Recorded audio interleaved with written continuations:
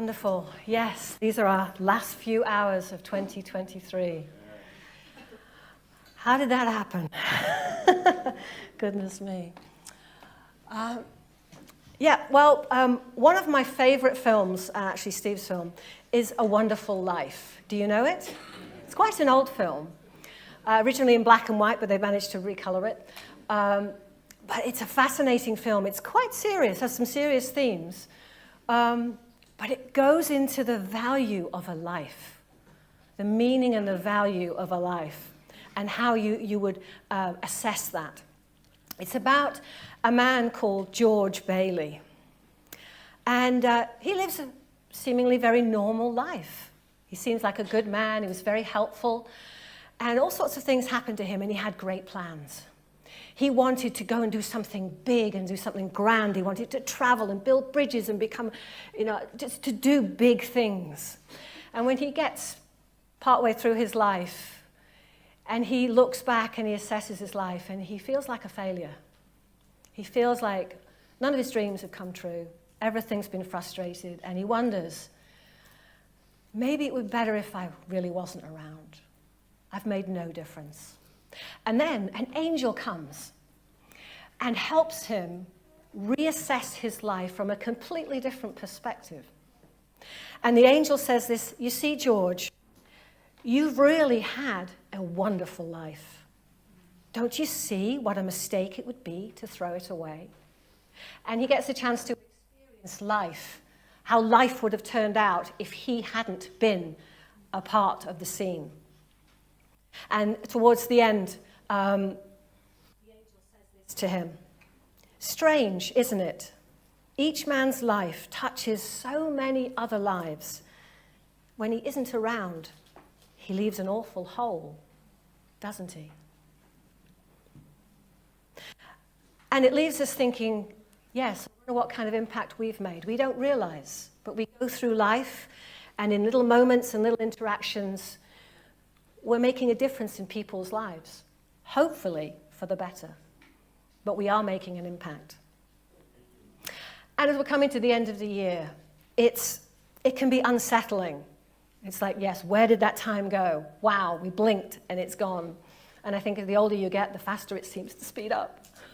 Yeah. Or maybe you're thinking, oh, I'm glad that year's over with. Give me a new one, a brand new one, clean slate, let's start again.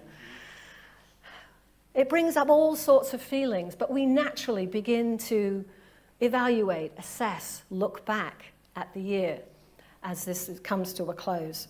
So it's a perfect time to reflect before closing this chapter of the year and opening a brand new one. What's the impact this year has had? What's been the value of this year? Time is very precious. We'll never get it back. It only goes one direction. I mean, I know Doctor Who is the Time Lord and he can flit all over the place, but so far science hasn't managed to do that. It goes one direction. No matter how much we would like to pause it or slow it down or even relive a few moments that are embarrassing and we'd like to redo again, we can't. We never get it back. It's currency that we spend once. And often we get to choose how we spend it, not always. But how have we spent this year? I hope you don't wish away time. There are some people who haven't had this year to spend, to invest.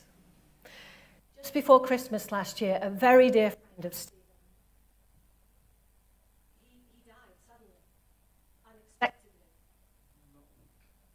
am I still on?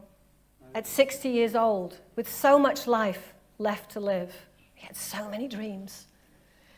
And when I'm assessing this year, I think, well, that wonderful man, he didn't get to have this year. I did. How did I spend it? Now, he's in glory. He's having a whale of a time. He's not lost out. But I had this year. We had this year. It's a precious gift. And there's an essential trait for all effective leaders that they say that there's the one thing that they have in common, that they have all learnt to critically assess their life. How they've spent that day, how they've spent that hour, the impact they've had. And they take times, even in that they are incredibly busy people, but they take time. They know the value of taking time to reflect, to spend some time in deep, critical reflection and evaluation, because they understand the value of learning from what you've just lived through, so you can apply it to the next challenge that comes ahead. Now, I've talked before about the Hebrew concepts of time, and again, I don't understand it all, but there's a few reminders that I wanted us to give in context now. And the first is that the Hebrew doesn't have an abstract concept of time, like we have time. It's a thing, yeah? But for a Hebrew, they don't have that same context. It's all linked with God's history, with God's acting. So when they think back, when they remember, and you read in the Bible, it's all about God did this and this and this. That's how they think of history and think through time. It's the record of God acting on our behalf. And the other concept I wanted to remind us of is the fact that the way they consider walking through time is like we walk forward into the new thing. They actually walk backwards into it, looking at the past, at the history, because that's one thing that we can see. We can assess what's happened because we lived it. And in view of the history that they have had with God, walking through history, the reminders continually of his faithfulness and his mercy and his miraculous power. In view of all of this history, they can walk forward into the new, uncertain, unknown thing. That's why it's behind them. So I just wanted to apply those concepts in reviewing the year, remembering who God has been for us, and using that faith, that history that we have walking with God, to walk forward with faith and confidence into the unknown. We have no idea what next year, the next moments will bring. In the Bible, it mentions remembering over 250 times. We are instructed and commanded to remember, remember, remember. I think God recognizes that we struggle to remember. We sometimes have a very short memory, don't we? Well, then he gave us symbols and marks in the calendars, festivals, celebrations, symbols like communion, the bread and the wine, to help us remember. He knows how easily we forget. Now, the word remember in English means to bring to mind, to think of again, to remember, to collect all the parts together again. To keep in mind for attention or consideration, to keep it there, and to retain the memory of. But the Hebrew word for remember is so much richer, as is usually true in that language. There are so many different layers. And one way of one word that means remember is zakar. And this is a full-bodied word. It's not just remembering a mental activity. It actually is meant to involve your whole body. It's to employ your hands, your feet, and your lips to engage in whatever action that remembrance requires. Still hear me? Keep going. Yeah, okay. Just press it. Got a little red light on. Yes, let me switch this off. Okay, better? Yes, so the Hebrew way of thinking of remembering is not just, yeah, I remember that when I did this and that, but actually in remembering, it inspires you to action, to do something. In the Bible, when God remembered Noah, he stopped the flood. When God remembered Abraham, he gave him a son. When God remembers, he doesn't just mentally go, yeah, I know all about your life. It inspires him to act on your behalf in mercy and goodness and kindness. Remembering is an activity, is an action. And it should, when we remember, at the very least, inspire us to thankfulness and worship, like we've done this morning. At the very least, when we remember all that God has done in our life, and I know we have trials, we have difficulties, we struggle, we have a sense of failure, we've missed the mark. There's all of that junk that's in our head too. But when we choose to remember all that God has done and all who he's been for us over this year, it should lead us to thankfulness. And from there, to joyful worship of who he is. We should never forget what God has done. And David knew this. In Psalm 103, David instructs his soul to remember. He says this, "Praise the Lord, my soul, and forget not all his benefits, who forgives all your sins and heals all your diseases, who redeems your life from the pit and crowns you with love and compassion, who satisfies your desires with good things so that your youth is renewed like the eagles." When God remembers you, he acts on your behalf. And that should make you leap for joy as you remember who he's been for you this year. Now, I want to consider someone in the Bible who he doesn't appear very often, much in the Bible, but he's had some significant moments. And he's one who remembered. And God recognized him as someone who looked at life through the lens of God's goodness. And this is Caleb. And we read about him in the Old Testament in Numbers 13 and 14. It's the part of the story where the Israelites have already been released from captivity. They've been led, all the miracles that have happened, the way that they have been rescued and helped. It's been incredible.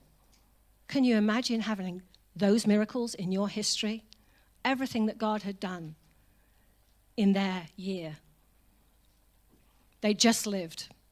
And God said, okay, I want you to send out 12 scouts to go and walk through the land that I'm giving you and to come back because this is the promise that I'm giving you. This is why I have released you from captivity, is because I'm giving you this as a promised land.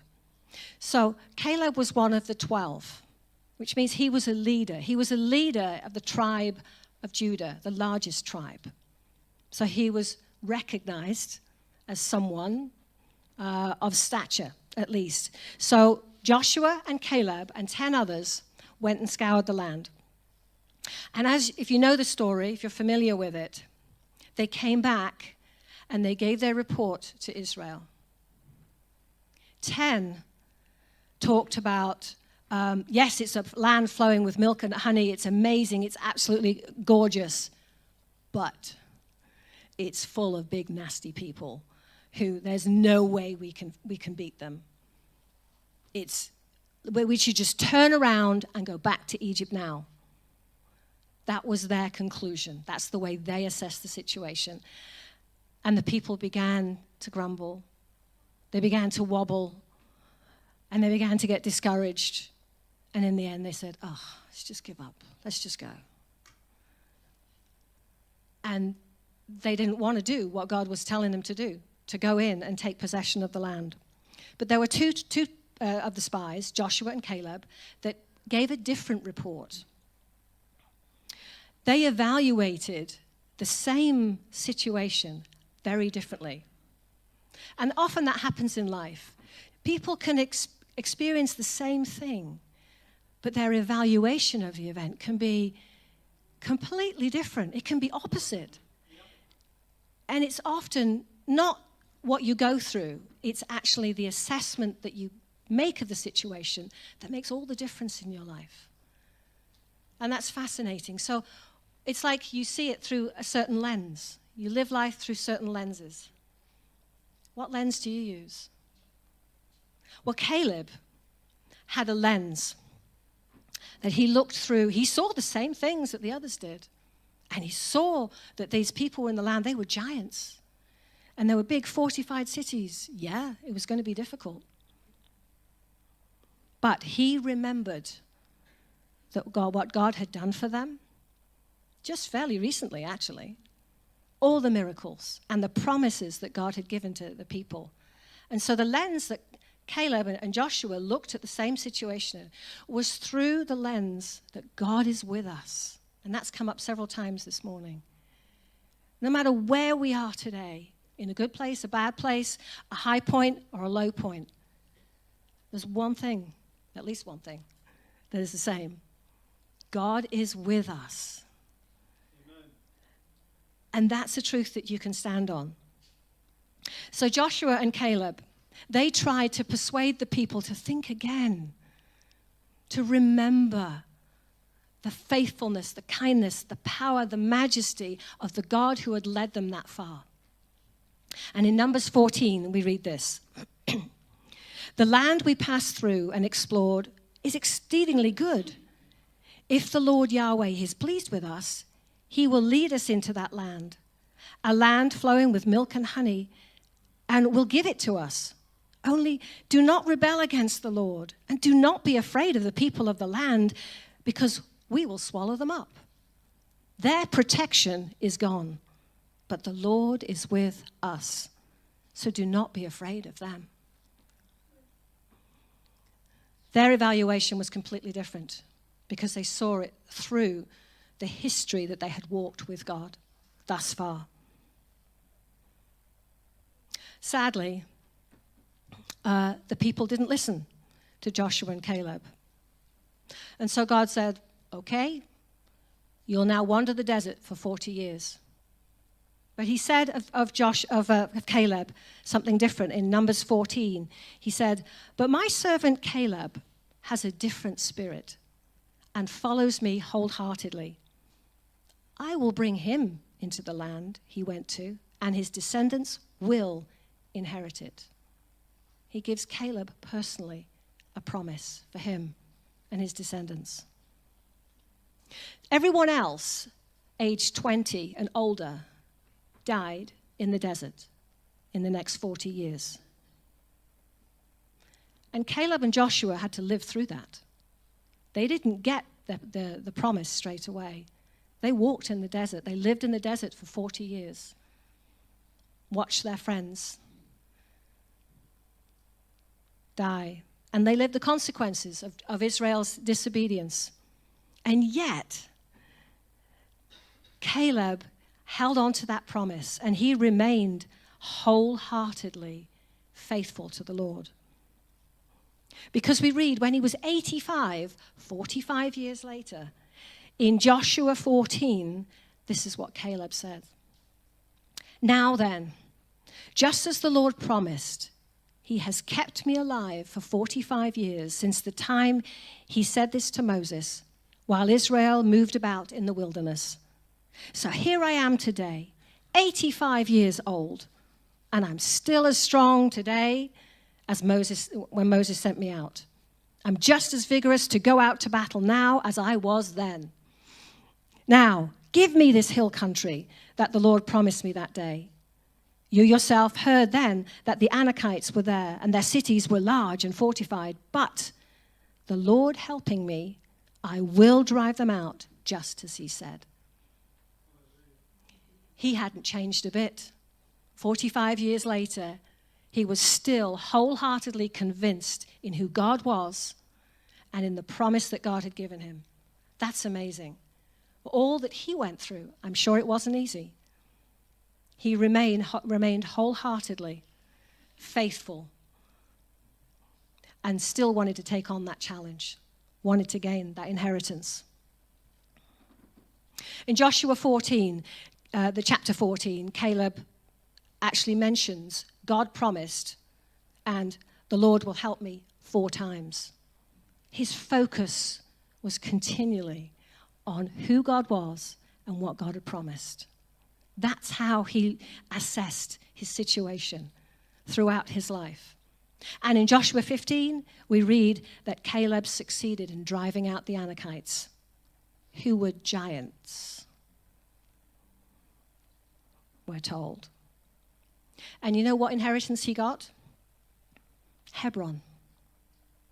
Hebron was the place where Abraham first received the promise. It's where Abraham bought a cave in the field of Machpelah near Mamre. It's where he buried Sarah. Abraham is buried there.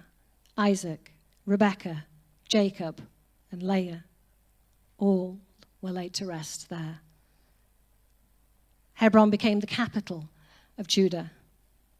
It's a place where David ruled from for 7 years before he moved to Jerusalem. And it has the second most holiest place for all of Israel. That was Caleb's inheritance that he hung on to through everything until he made it his own. The end of the year is a good time to review our history with God, to revisit, examine, to survey the land, to analyze and to audit through the lens of God is with us. He has been with us. He will continue to be with us. And I wanted to share my New Year tradition with you, and that's why you've got the piece of paper on your chair. And I hope you can find a pen. There are some pens around. My New Year's tradition is to evaluate the year.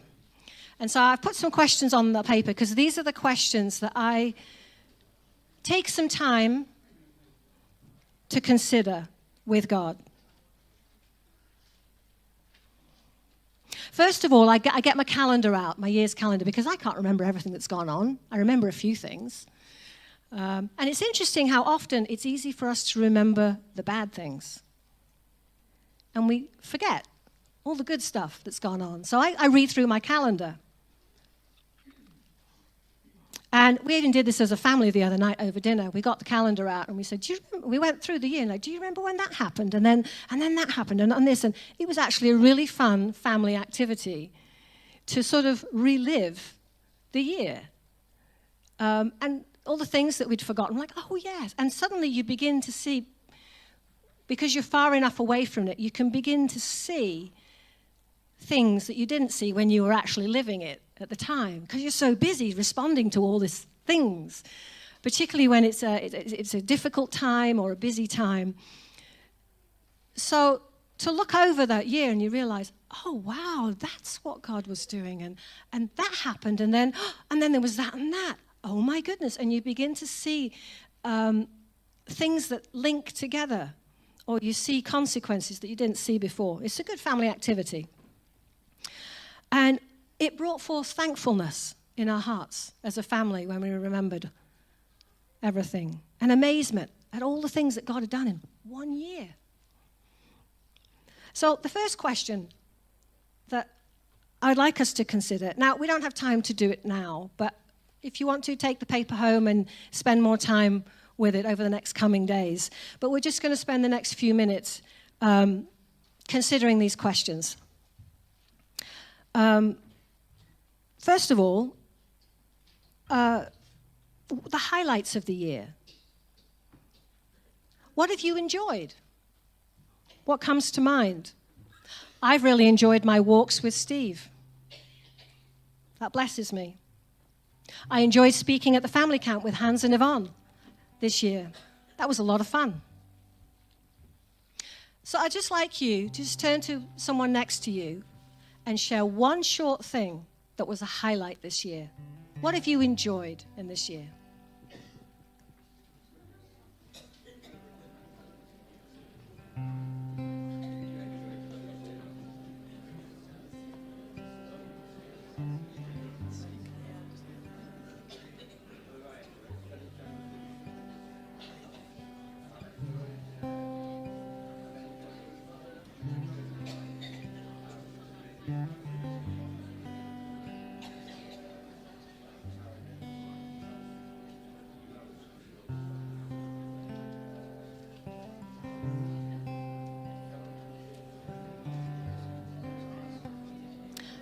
Okay, let's move on. How about challenges? I'm sure you've had them. Difficulties or things that you just didn't enjoy. Steve's mum died and went to be with the Lord this year. That was difficult. There was some wonderful moments as we remembered her life. So it sort of goes in both categories for me. But that was a difficult time to say goodbye to her. Just think on your own for a few moments. What are some of the challenges and difficult things or things that you just didn't like this year?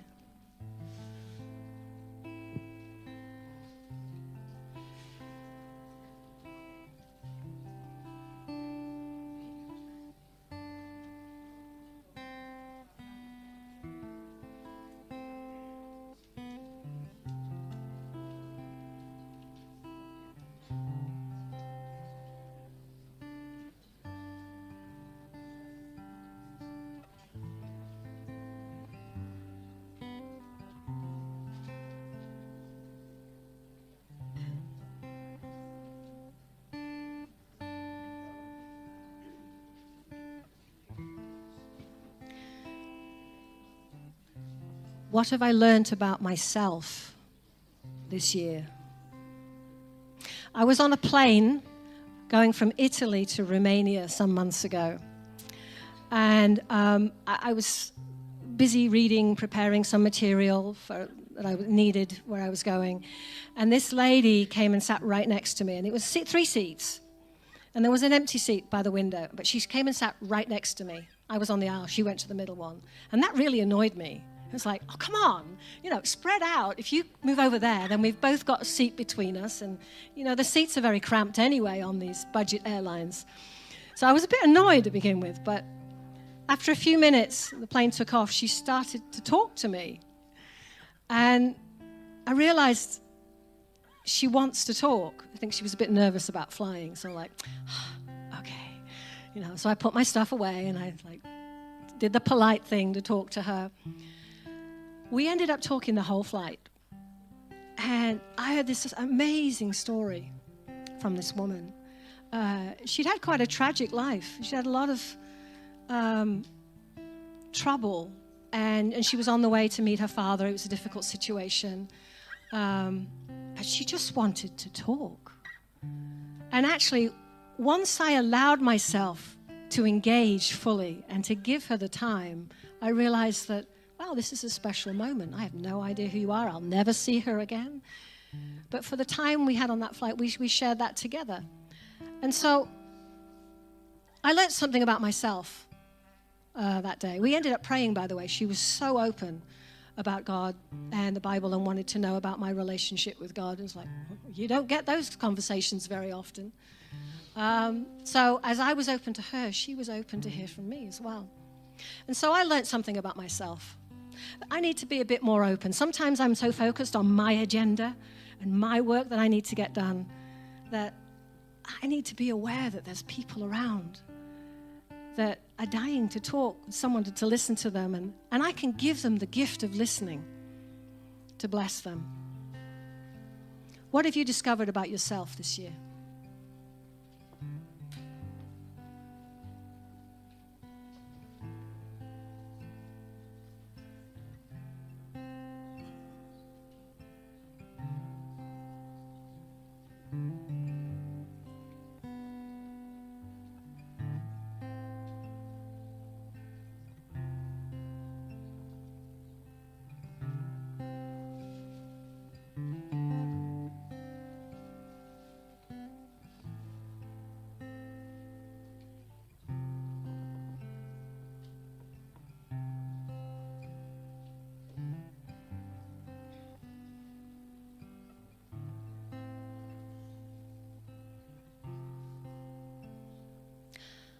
what I learned about the world this year.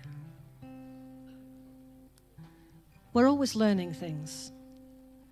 If we're paying attention, there's always something new that we can pick up on. One of the things I learned this year was our way of life is more fragile than I ever realized. And also realizing that people are searching for someone who will listen. So many people want to talk, want to share, need to share. And they're just looking for someone who will take the time to listen. So what have you learned about the world this year?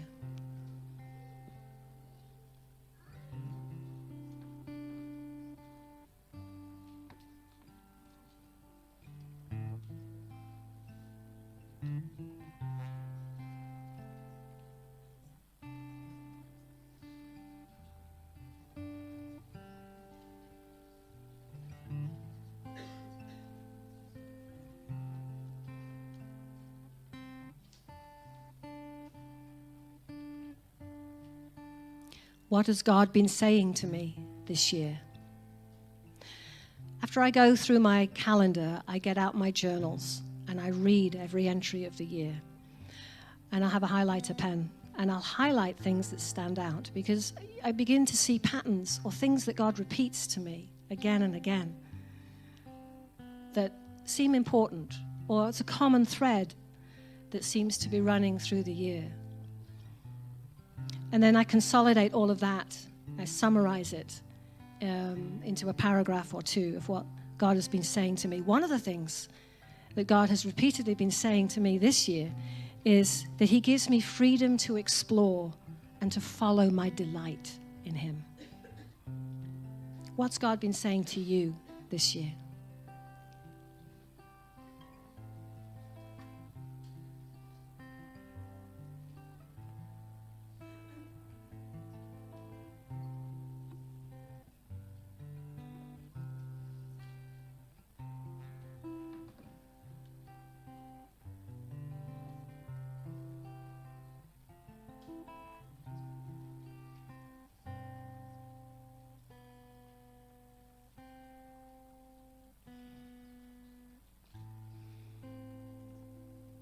And the next one, what I learned about God this year. It's a bit different. There's always something more we can learn about God. We'll never get to the end of him. But he loves sharing himself with us, so we can always learn something new. This year, I've learned that he is so much kinder with me than I am with myself. I want to be like him. You might want to share with a neighbor, just very quickly, what's something you've learned about God this year?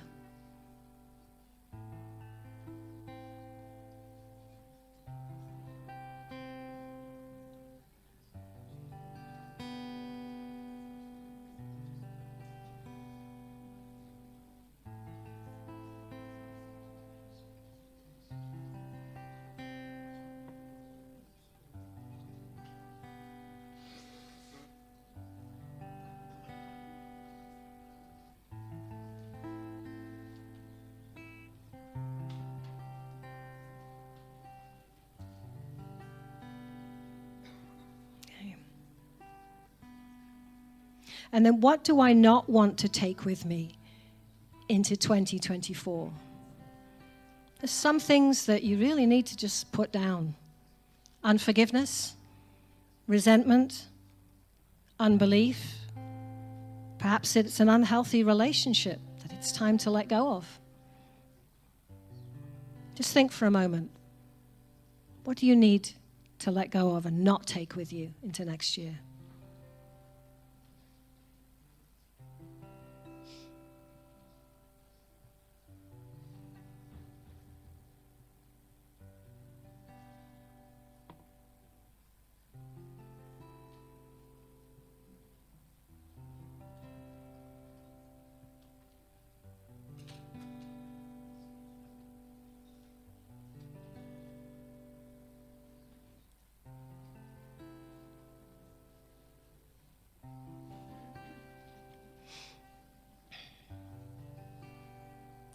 And lastly, looking ahead to the next year.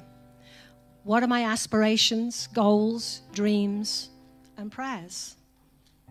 What do you hope for next year?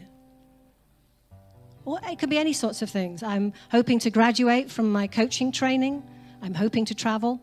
I'm hoping to get to know my new neighbors. Just think for a moment. What do you hope next year will bring? What do you want it to include?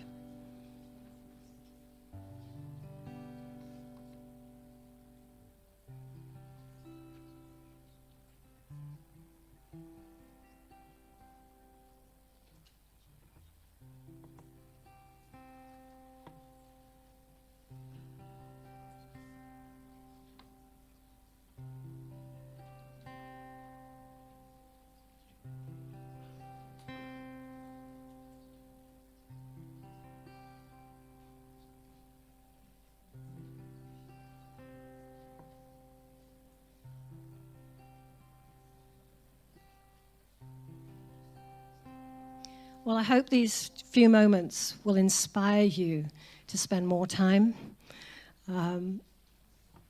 because I think it's a very rich exercise to evaluate through the lens that God is with us, or has been with us, the year that we've lived, and that prepares us for what is to come. And to end with, I just wanted to share my journaling. I asked God, why do I need to remember? Why is it important? And this is what I felt he said to me. Darling daughter, to remember is to value the time you've been given, to recognize the significance of every moment, not just to you, but to eternity. These moments are a record of a life lived in my presence, under my smile and guiding hand. Nothing is random or wasted. These moments are seeds that hold potential for limitless life. By remembering my constant presence in every situation, you plant that seed in good soil. Your faith in me to turn everything to glory is the water and warmth it needs to take root and grow. The richest soil can come from the stinkiest garbage. I'm the great gardener, and I know how to bring forth boundless beauty from the soil of your life. Watch me work my wonders, and remember, I am always with you.